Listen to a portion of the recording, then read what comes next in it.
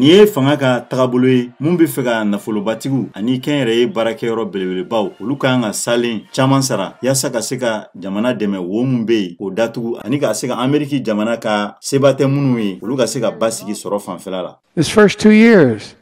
I brought down the deficit of record $1.7 trillion, more than any president has in American history. Afadimaw ni a mɔgɔ fɔlɔfɔlɔ o ye Chambre des représentants ɲɛmɔgɔ ye Kevin McCarthy ale ko waganden ko o ye yɔrɔ ye u bɛ fɛ ka Biden ka nin hakilila ye k'a kɔn ani k'a cari ni u yɛrɛ ka danbew ye. This resolution that strongly deserves to become law. It passed the House. Républicain k'u bɛ fɛ dɔw ka bɔ u ka sécurité sociale o musakaw la o nafolo la ani dɛmɛ bɛ don la Ukraine ma ani fɛnɛ k'u ka dansigi politiki taabolo la u yɛrɛ bɛ mun wele anglokan na ko wo ko nin ye tagasira ye tagasira mun ni ka ni tilema nata in na u bɛ sɔn ka na ɲɔgɔn sɔrɔ bawolo siman kan ni a bɛna sɔn ka kɛ sababu ye ka dɔ fara Ameriki Djamana ka juru kan. Maison Blanche a y'a yira k'a fɔ. And the budget I'm introducing today is going to reduce the deficit by nearly $3 billion